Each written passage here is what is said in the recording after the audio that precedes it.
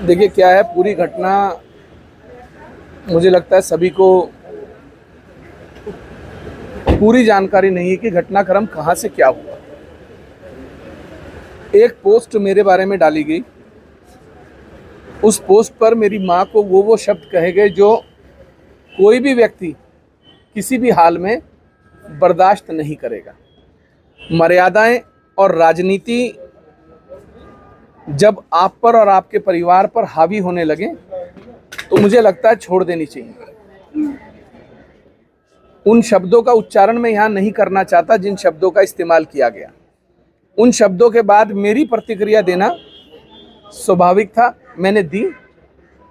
उसके बाद उन्होंने क्या किया ये आप सबको पता है।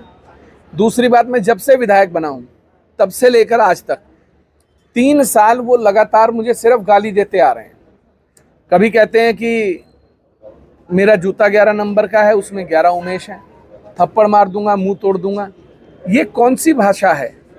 ये कौन सी एक मर्यादा है कि आपको यही नहीं पता कि आपको बोलना क्या है? कब तक बर्दाश्त करा जाएगा? तो जो हुआ वो दुर्भाग्यपूर्ण है और मुझे लगता है उत्तराखंड में ऐसा नहीं होना चाहिए। दुबई जाने के पीछे जो कारण है वो कोई उसी समय नहीं बना। मैं इंटरकॉन्टिनेंटल लेजेंड्स क्रिकेट लीग का सीईओ हूँ। ट्रॉफी लॉन्च दुबई में 4 महीने पहले से तय था और मैं उस ट्रॉफी लॉन्च के लिए ही गया था। 8 इंटरकॉन्टिनेंट्स की लीग हो रही है जिसमें दुनिया के जो पिछले 2 साल में बेहतरीन खिलाड़ी जो रिटायर हुए हैं, Shikhar Dhawan, Yuvraj, Suresh Raina, Brett Lee, Herschelle Gibbs, Munaf Patel, इस तरीके के प्लेयर्स को पूरी दुनिया से लेकर एक लीग कराई जा रही है। उस लीग की ट्रॉफी के लिए मैं दुबई गया था।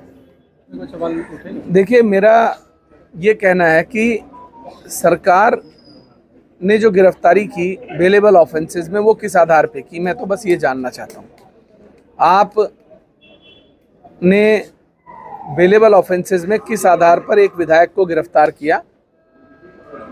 मैं सदन में इस बात को पूछूंगा कि मुझे सरकार इस बात का जवाब दे कि एक विधायक को बेलेबल ऑफेंसेस में आप कैसे गिरफ्तार कर सकते हो, वो भी बिना स्पीकर की जानकारी के।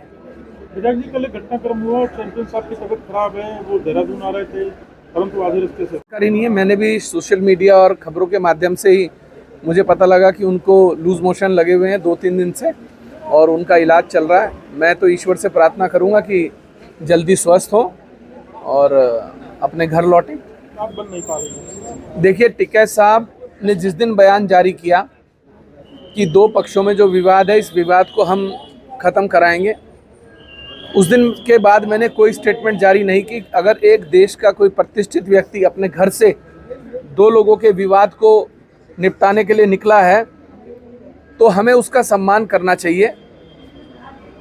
वो मेरे घर आए, मेरे से उन्होंने कहा कि भाई मैं चाहता हूं कि इस प्रकरण में दोनों तरफ से शांति हो। तो हमने उनसे कहा कि उनकी जिम्मेदारी कौन लेगा? उन्होंने कहा मैं लूंगा, मैं मिलकर आया हूं। मैंने कहा अगर आप जिम्मेदारी ले रहे हैं और कल को कोई बात होगी तो आपको मेरे साथ खड़े होकर प्रेस कॉन्फ्रेंस करनी पड़ेगी। वो उस बात के लिए भी तैयार थे।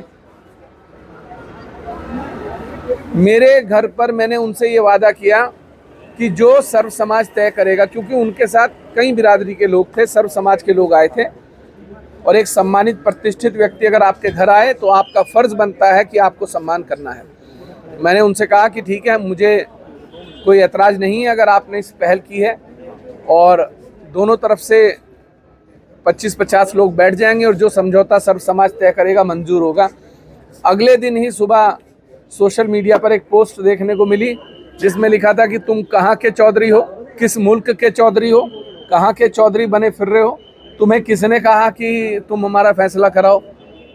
तो टिकैत जी को भी 24 घंटे में इस बात का एहसास हो गया कि वो गलत जगह पर हाथ डाल दिया उन्होंने।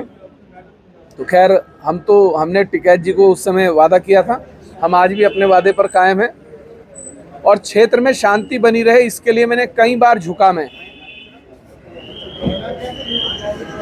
कई बार झुककर मैंने बिरादरी से माफ़ी मांगी कि अगर समाज को कहीं मेरी बातों से तकलीफ हुई है तो मैं माफ़ी चाहता हूँ।